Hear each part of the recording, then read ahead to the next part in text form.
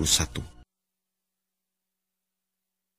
Kami berpamitan dengan pemimpin-pemimpin jemaat dari Efesus itu, kemudian meninggalkan mereka.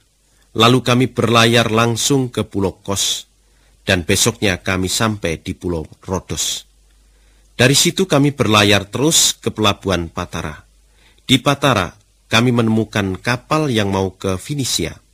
Maka kami naik kapal itu lalu berangkat dan berlayar sampai kami melihat Pulau Siprus di sebelah kiri kami. Tetapi kami berlayar terus menuju Syria.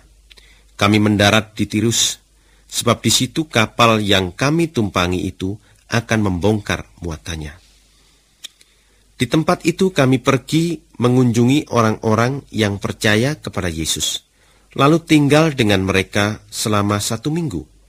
Atas petunjuk dari Roh Allah, mereka menasihati Paulus supaya jangan pergi ke Yerusalem. Tetapi setelah habis waktunya untuk kami tinggal di situ, kami meninggalkan mereka dan meneruskan perjalanan kami.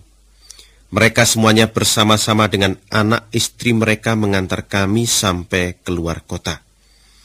Di sana di tepi pantai, kami semua berlutut dan berdoa. Setelah itu kami bersalam-salaman, lalu kami naik ke kapal dan mereka pun pulang ke rumah. Kami berlayar terus dari Tirus sampai ke Ptolemais. Di sana kami pergi mengunjungi saudara-saudara yang percaya untuk memberi salam kepada mereka, lalu tinggal sehari dengan mereka. Besoknya kami berangkat pula, lalu sampai di Kaisaria. Di situ kami pergi kepada penginjil yang bernama Filipus, lalu tinggal di rumahnya. Ia adalah salah satu dari 7 orang yang terpilih di Yerusalem. 4 orang anak gadisnya sudah diberi kemampuan oleh Allah untuk memberitakan kabar dari Allah. Setelah beberapa lama kami di sana, datanglah dari Yudea seorang nabi yang bernama Agabus. Ia datang pada kami lalu mengambil ikat pinggang Paulus. Dengan ikat pinggang itu, ia mengikat kaki dan tangannya sendiri lalu berkata, "Inilah yang dikatakan oleh Roh Allah. Pemilik ikat pinggang ini akan diikat seperti ini di Yerusalem oleh orang-orang Yahudi dan diserahkan kepada orang-orang bukan Yahudi." Ketika kami mendengar itu, kami dan semua saudara yang tinggal di Kaisaria itu minta dengan sangat kepada Paulus supaya ia jangan pergi ke Yerusalem. Tetapi ia menjawab, "Apa gunanya saudara menangis seperti ini, sehingga membuat hati saya hancur? Saya sudah siap bukan hanya untuk ditangkap di sana, tetapi juga untuk mati sekalipun karena Tuhan Yesus." Paulus tidak mau mendengar kami, maka kami berhenti melarang dia. "Biarlah kehendak Tuhan saja yang jadi," kata kami. Setelah tinggal di situ beberapa lama, kami menyiapkan barang-barang kami, lalu berangkat ke Yerusalem.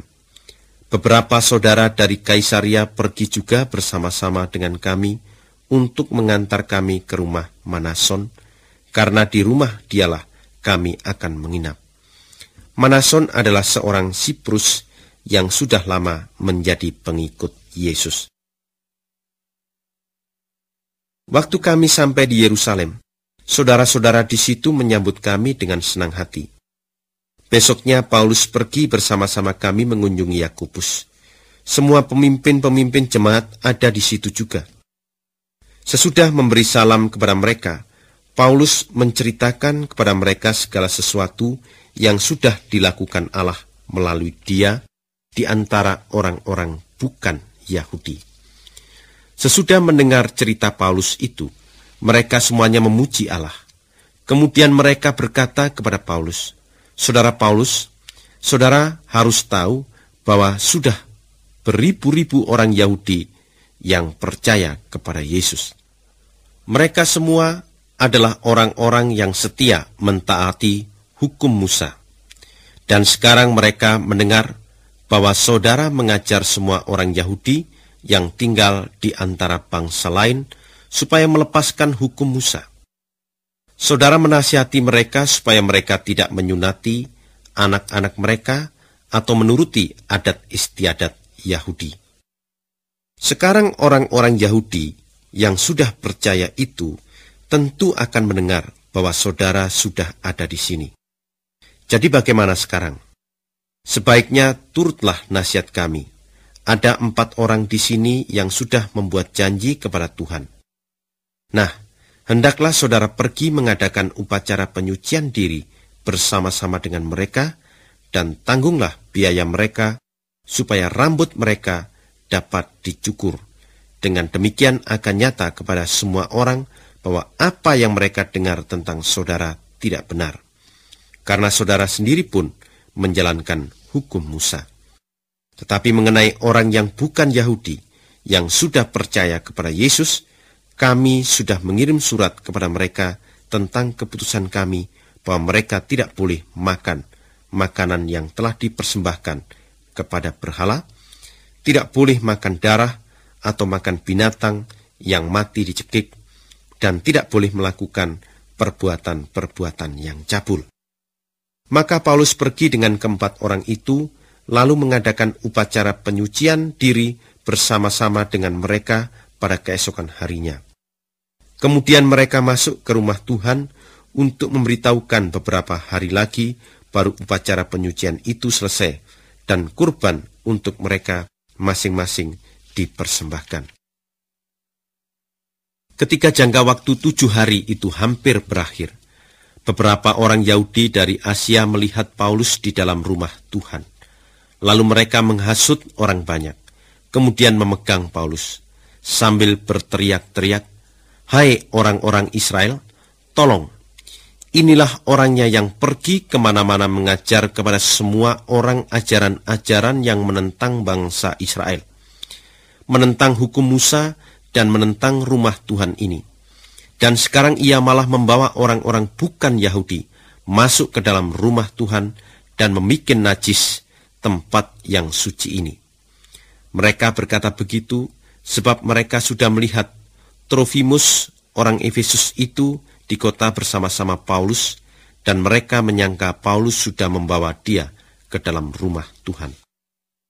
Seluruh kota menjadi kacau balau, dan semua orang berlari-lari berkerumun. Mereka menangkap Paulus dan menyeret dia keluar dari rumah Tuhan. Saat itu juga pintu rumah Tuhan ditutup. Sementara perusuh-perusuh itu berusaha membunuh Paulus, orang memberitahukan kepada komandan pasukan Roma bahwa seluruh Yerusalem sedang heboh. Langsung komandan itu mengambil beberapa perwira dan prajurit lalu cepat-cepat pergi dengan mereka ke tempat huru-hara itu. Pada waktu orang banyak itu melihat komandan itu dengan pasukannya, mereka berhenti memukul Paulus. Komandan itu pergi kepada Paulus, lalu menangkapnya, dan menyuruh orang memborgol dia. Kemudian, komandan itu bertanya mengenai siapa Paulus itu, dan apa yang telah dilakukannya. Sebagian dari orang banyak itu menjawab begini, dan sebagian lagi menjawab begitu.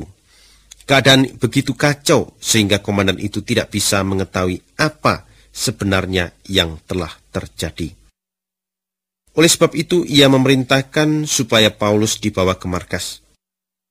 Ketika mereka membawa dia sampai ke tangga, perusuh-perusuh itu mengamuk begitu hebat, sehingga Paulus harus digotong oleh para prajurit. Mereka diikuti dari belakang oleh gerombolan perusuh-perusuh itu yang berteriak-teriak, "Bunuh dia!" Begitu mau masuk ke dalam markas, Paulus berkata kepada komandan itu, "Bolehkah saya bicara sebentar dengan Tuan?" "Apa kau bisa bahasa Yunani?" tanya komandan itu. "Kalau begitu, kau bukan orang Mesir itu yang tempo hari mengadakan pemberontakan lalu membawa lari 4.000 orang pengacau bersenjata masuk padang gurun?" Paulus menjawab, "Saya orang Yahudi. Saya warga kota Tarsus, kota yang penting di Kilikia. Tolong izinkan saya berbicara kepada orang-orang itu." Maka setelah Paulus diberi izin berbicara, Paulus berdiri di tangga, lalu memberi isyarat dengan tangannya. Semua orang menjadi tenang. Kemudian Paulus berbicara kepada mereka di dalam bahasa Ibrani. Paulus berkata,